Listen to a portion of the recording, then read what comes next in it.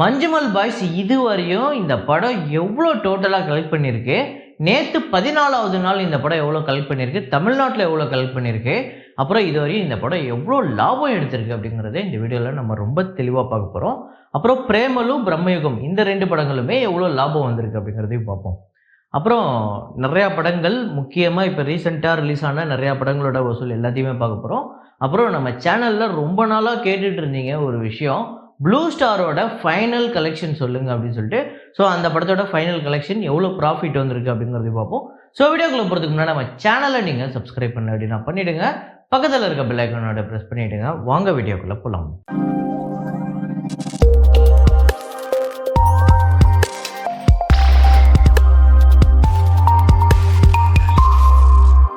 நேற்று வீடியோவில் நம்ம ஒரு ஃப்ரேம் ஒன்று வச்சுருந்தோமா, அதுக்கான ஆன்சரை பார்க்கணும்ல, பார்த்துட்டு வாங்க.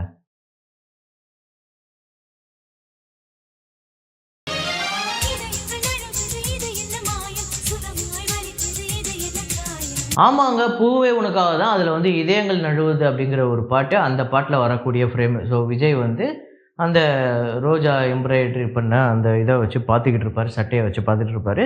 ஸோ இதை கரெக்டாக கெஸ் பண்ண முதல் 5 பேர் கவி அப்படிங்கிறவங்க, அருள்ராஜ், ராஜா டெய்லர், அப்புறம் தானேஷ் ரெட் அப்படிங்கிற ஒருத்தர், இது இல்லாமல் இன்னொருத்தர் பேர் வந்து ஷர்வின். ஸோ இந்த 5 பேர் கரெக்டாக கெஸ் பண்ணியிருக்காங்க, முதல்ல கரெக்டாக கெஸ் பண்ணியிருக்காங்க.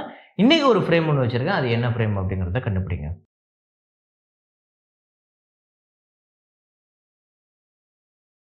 இந்த வீடியோவை பார்த்துட்டு இருக்கவங்க லைக் அப்படிங்கிறத ப்ரெஸ் பண்ணிவிடுங்க. அப்புறம் நான் டிஸ்கிரிப்ஷனில் ஒரு லிங்க் ஒன்று கொடுத்துருக்கேன், ஒரு ட்ரோல் வீடியோ ஒன்று பண்ணியிருக்கேன், அது வேறு ஒரு சேனல் ப்ளூ தக்காளி ஹப்னு. ஸோ அந்த சேனலுக்குமே இந்த சேனலுக்கு எப்படி ஆதரவு கொடுத்தீங்களோ அதேமாதிரி நீங்கள் கொடுப்பீங்க அப்படின்னு நம்புகிறேன். கேட்கவே தேவையில்லை. ஸோ உங்களுக்கு இன்ஃபார்ம் பண்ணிடுறேன், அப்படி ஒரு வீடியோ இருக்குது, அதை நீங்கள் போய் பார்க்கணுமா வேணாமாங்கிறது உங்களோட விருப்பம். ஸோ வசூலுக்குள்ள போயிடலாம். டியூன் 2 அந்த படத்தோட Day 6 கலெக்ஷன் இந்தியாவில் வந்து 1,74,00,000 வந்து வசூல் பண்ணியிருக்கு. வேர்ல்டு வைடு $8.3 மில்லியன், $69 கோடி கிட்ட வருது. ஸோ இந்த படம் இதுவரையும் இந்தியாவில் 16,35,00,000, வேர்ல்டு வைடு $198.2 மில்லியன், $1,650 கோடி கிட்ட இந்த படம் வந்து வசூல் பண்ணியிருக்கு. ஸோ ஒரு நல்ல கலெக்ஷன். இந்த வீக்கெண்டு ஒரு பெரிய நம்பரை கலெக்ட் பண்ணோம் அப்படின்னு நம்ம எதிர்பார்க்கலாம். அப்புறம் தேரி பாத்தோன் மெயின் ஐசா உல்ஜா ஜியா அந்த படத்தோட Day 27 இந்தியாவில் வந்து 54,00,000, வேர்ல்டு வைடு 59,00,000, இதுவரையும் 137 கோடியே 55,00,000 இந்த படம் உலகம் முழுக்க வந்து வசூல் பண்ணியிருக்கு. நேற்றே பார்த்தோம், பெரிய வெற்றி திரைப்படமாக அமைஞ்சுது. அப்புறம் ஆர்டிகல் 370 அந்த படத்தோட Day 13 இந்தியாவில் வந்து 1,84,00,000, வேர்ல்டு வைடு 2,10,00,000, இதுவரையும் இந்த படம் 59 கோடியே 46,00,000 இந்தியாவிலையும், வேர்ல்டு வைடு 71 கோடியே 1,00,000 வந்து வசூல் பண்ணியிருக்கு. அப்புறம் லாபட்டா லேடிஸ் அப்படிங்கிற ஒரு படம் இந்த வாரம் ரிலீஸ் ஆயிருந்தது. ஒரு சின்ன படம் தான், ஆனால் பெரிய ஹிட் ஆகிடுச்சு. Day 6 கலெக்ஷன் இந்தியாவில் வந்து 57,00,000, வேர்ல்டு வைடு 62,00,000, இதுவரையும் இந்த படம் இந்தியாவில் 6 கோடியே 16,00,000, வேர்ல்டு வைடு 8 கோடியே 41,00,000 வந்து வசூல் பண்ணியிருக்கு. இந்த படம் 4 கோடி தான் பட்ஜெட்டு, 3 கோடிக்கு தான் வியாபாரம் ஆகிருக்கு. பெரிய ப்ராஃபிட் எடுத்திருக்கு வெறும் 6 நாள்லேயே. ஸோ ஒரு நல்ல வெற்றி திரைப்படமாக அமைஞ்சிருக்கு. ஊரு பேர் பைரவ கோணம் அந்த படத்தோட Day 20 கலெக்ஷன் ஆந்திரா தெலுங்கானாவில் 13,00,000, வேர்ல்டு வைடு 15,00,000, அப்புறம் 18 கோடியே 66,00,000 ஆந்திரா தெலுங்கானாலையும், வேர்ல்டு வைடு 23 கோடியே 94,00,000. அதாவது Day 19 விட Day 20 ஓரளவுக்கு இந்த படம் பிக்கப் ஆகிருக்கு. 9 லட்சத்துலேருந்து 13 லட்சம் வந்திருக்கு ஆந்திரா தெலுங்கானாவில். அப்புறம் ஆப்ரேஷன் வேலண்டைன் இந்த படம் Day 6 ஆந்திரா தெலுங்கானாவில் 86,00,000, வேர்ல்டு வைடு 1 கோடியே 5,00,000, 7 கோடியே 81,00,000 ஆந்திரா தெலுங்கானாலையும், வேர்ல்டு வைடு 11 கோடியே 4,00,000 வந்து வசூல் பண்ணியிருக்கு. இந்த படம் பார்க்கும்போதே கிளியராக தெரியுது, இந்த படம் ஒரு தோல்வி படமாக தான் அமைகிறதுக்கு வாய்ப்பு இருக்குது. பிரம்மயுகம் இந்த படத்தோட 21வது நாள் வசூலும் இந்த படம் இதுவரை எவ்வளோ லாபம் எடுத்திருக்கு அப்படின்னு பார்ப்போம். கேரளாவில் 27,00,000, வேர்ல்டு வைடு 38,00,000, 27 கோடியே 30,00,000 கேரளாலையும், வேர்ல்டு வைடு 56 கோடியே 31,00,000, பட்ஜெட் 27 கோடி, தியேட்டர்கள் ரைட்ஸ் 20 கோடிக்கு போயிருக்கு. 29 கோடியே 84,00,000 இந்த படத்துக்கு ஷேர் வந்திருக்கு. ஸோ 9 கோடியே 84,00,000 இந்த படம் டிஸ்ட்ரிபியூட்டருக்கு மிகப்பெரிய ப்ராஃபிட்டை கொடுத்துருக்கு. ஸோ ஒரு பணம் கொடுத்து வாங்கினவங்களுக்கு ஒரு பெரிய ப்ராஃபிட்டை கொடுத்துருக்கு இந்த படம். அது மட்டும் இல்லாமல் இந்த படம் இன்னும் பெரிய வெற்றி அடைஞ்சிருக்கணும். அதுக்கு அந்த பெரிய அந்த இப்போ 100 கோடி அப்படின்னு நம்ம சொல்கிறோம்ல, அந்த இலக்கை இந்த படம் தொடாததுக்கு முக்கியமான காரணம் இந்த படம் ஃபுல் படமுமே பிளாக் அண்ட் ஒயிட்டு. ஸோ இந்த பிளாக் அண்ட் ஒயிட் அப்படிங்கிற இந்த கான்செப்ட் எல்லாருக்கும் ஒத்து வருமா அப்படின்னு கேட்டிங்கன்னா இல்லை. ஏன்னா நிறைய பேருக்கு அந்த பிளாக் அண்ட் ஒயிட் பார்த்தா தலைவலிக்கும், ஒரு மாதிரி அது இருக்கும். சில பேருக்கு அந்த பிரச்சனை இருக்குது. எனக்கு தெரிஞ்சவங்க சில பேருக்கு, எனக்கு ரொம்ப நெருக்கமான ஆட்களுக்கே அது இருக்குது. அப்புறம் பிரேமலு அந்த படத்தோட 27வது நாள் வசூலும் அப்புறம் வந்து அந்த படத்தோட ப்ராஃபிட்டும் பார்ப்போம். கேரளாவில் 71 லட்சம் இந்த படம் வந்து வசூல் பண்ணியிருக்கு. World wide 1,37,00,000. 27வது நாள் கேரளாவில் 54,09,00,000 81,89,00,000 இந்த படம் வேர்ல்டு வைடு கலெக்ட் பண்ணியிருக்கு. 3 கோடி இந்த படத்தோட பட்ஜெட்டு.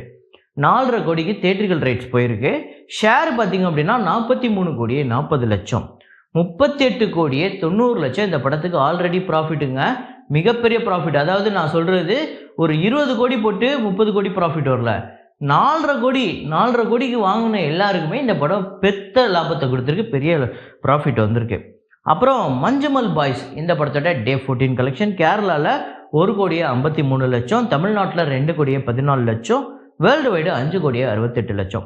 ஸோ கேரளாவில் மட்டும் 48,11,00,000, தமிழ்நாட்டில் 22,87,00,000, வேர்ல்டு வைடு 113,80,00,000 இந்த படம் வந்து வசூல் பண்ணியிருக்கு. இந்த படத்தோட பட்ஜெட் 20 கோடி.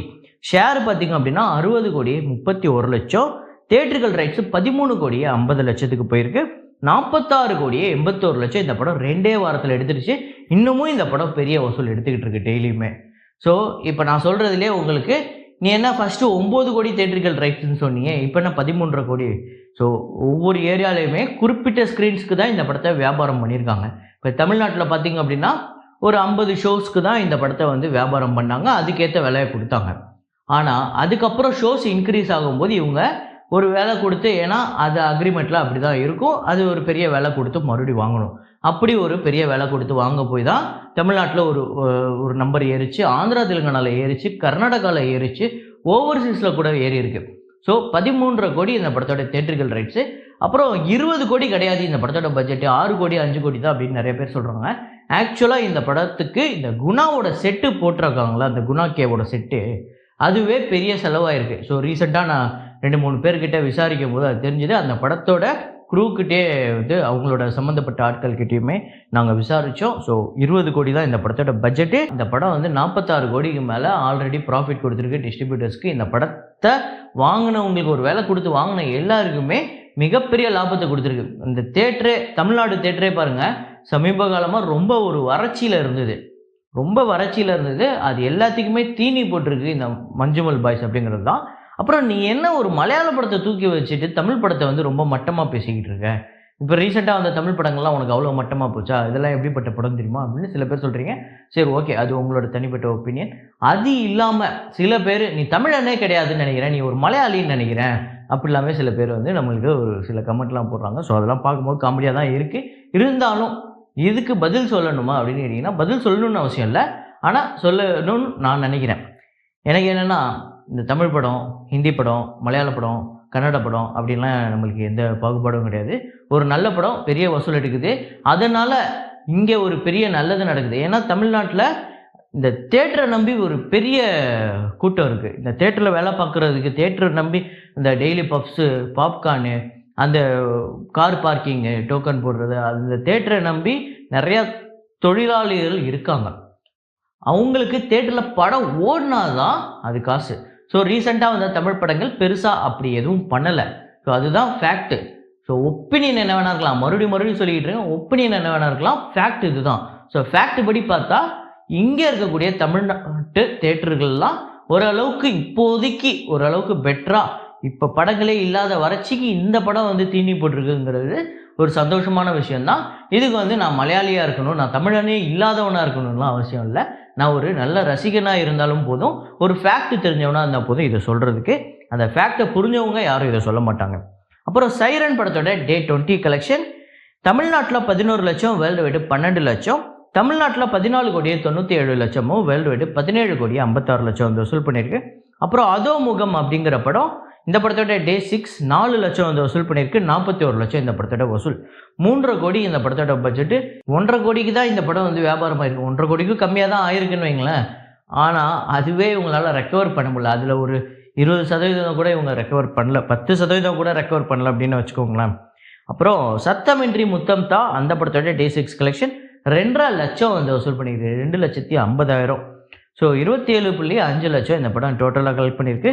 இந்த படம் 1 கோடி கிட்ட இந்த படம் வந்து வியாபாரமாக இருக்குது, அதாவது தேட்ரிக்கல் ரைட்ஸ் போயிருக்கு. அப்புறம் போர் அப்படிங்கிற படம் டே 6 8 லட்சம் தமிழ்நாட்டிலையும், வேர்ல்டு வைடு 10 லட்சம், 1,30,00,000 இந்த படம் உலகம் முழுக்க வசூல் பண்ணியிருக்கு. இந்த படம் எவ்வளோக்கு வியாபாரமாக இருக்குன்னு பார்த்தீங்கன்னா 3,50,00,000 கோடிக்கு வியாபாரமாக இருக்குது. பாவம் இன்னும் ஒரு 60,00,000 70,00,000 எடுத்திருப்பாங்க. 3 கோடி போட்டவங்களுக்கு அவ்வளோதான் வந்திருக்கு. ஜோஷுவா அந்த படத்தோட டே 6 கலெக்ஷன் 28,00,000 தமிழ்நாட்டிலையும், வேர்ல்டு வைடு 31,00,000. 2,11,00,000 இந்த படத்தோட தமிழ்நாடு கலெக்ஷன். டோட்டலாக வேர்ல்டு வைடு 2,39,00,000. ஸோ இந்த படம் பார்த்தீங்க அப்படின்னா ஒரு 5,50,00,000 கோடி கிட்ட வியாபாரம் ஆயிருக்கு. அதுவே ஓன் ரிலீஸ் தான் வைங்களேன், அவங்களுக்கு எப்படி உங்களுக்கு வரும் லாபம் வந்தால் எடுத்துப்பாங்க, இல்லைன்னா விட்டுருவாங்க. ஸோ ஓனாக தான் ரிலீஸ் பண்ணியிருக்காங்க அவங்க. அப்புறம் ப்ளூ ஸ்டார் அந்த படத்தோட வசூலை சொல்கிறேன் அப்படின்னு சொல்லியிருந்தேன். So blue star final collection தமிழ்நாட்டில் 10,59,00,000 இந்த படம் வந்து வசூல் பண்ணியிருக்கு. உலகம் முழுக்க இந்த படம் 11,27,00,000. ஸோ பட்ஜெட் பார்த்தீங்க அப்படின்னா 7 கோடி இந்த படத்தோட பட்ஜெட்டு. தியேட்டர்கள் ரைட்ஸு 4 கோடிக்கு போயிருக்கு. 6,19,00,000 இந்த படத்துக்கு ஷேர் வந்திருக்கு. இந்த படத்துக்கு ப்ராஃபிட்டு 2 கோடிக்கு மேலே. ஸோ 2,19,00,000 இந்த படம் டிஸ்ட்ரிபியூட்டருக்கு ப்ராஃபிட் வந்திருக்கு. 4 கோடிக்கு இந்த படத்தை வாங்கினவங்களுக்கு இந்த படம் ஒரு டீசெண்டான ப்ராஃபிட்டை கொடுத்துருக்கு. ரீசெண்டாக வந்த சில படங்கள் ப்ராஃபிட்டை கொடுத்துருக்கு தமிழ்நாட்டில், அதாவது தமிழ் படங்கள் ப்ராஃபிட்டே கொடுக்காம மொத்தமாக எல்லாமே டிசாஸ்டர் ஆயிடுச்சுன்னு சொல்ல முடியாது. ஸோ பெரிய ஹிட்டு இப்போ மஞ்சுமல் பாய்ஸு, பிரேமலுலாம் ஒரு பெரிய ஹிட் ஆகுதுல்ல. ஒரு பக்கம் தேரி பாத்தோன் மெயின் ஐசா உல்ஜாஜி அது பெரிய ஹிட்டாக, ஹனுமான் அந்த மாதிரி தமிழில் இன்னும் வரல அப்படிங்கிற ஒரு ஏக்கம் தான். ஸோ அது ஒரு ஏக்கம், ஒரு ஆதங்கம் தான். மற்றபடி அது ஒன்றும் இல்லை. நம்ம தமிழ் சினிமாவை கேவலப்படுத்தணும் அப்படிங்கிற எந்த எண்ணமும் கிடையாது. அப்படி என்றைக்கும் நான் பண்ணவும் மாட்டேன். ஸோ அப்புறம் இப்போது நாளைக்கு வந்து நிறைய படங்கள் ரிலீஸ் ஆகுது. இதில் எந்த படம் நல்லா இருக்கும்னு நினைக்கிறீங்க, எந்த படம் ஓரளவுக்கு வெற்றி அடையும் அப்படின்னு நீங்கள் நினைக்கிறீங்க அப்படிங்கிறத கமெண்ட்டில் போடுங்க. ஸோ இதே மாதிரி ஒரு வீடியோவில் இதே மாதிரி கலெக்ஷன் ரிப்போர்ட்டில் மீண்டும் நான் உங்களை சந்திக்கிறேன். Signing off Rahman.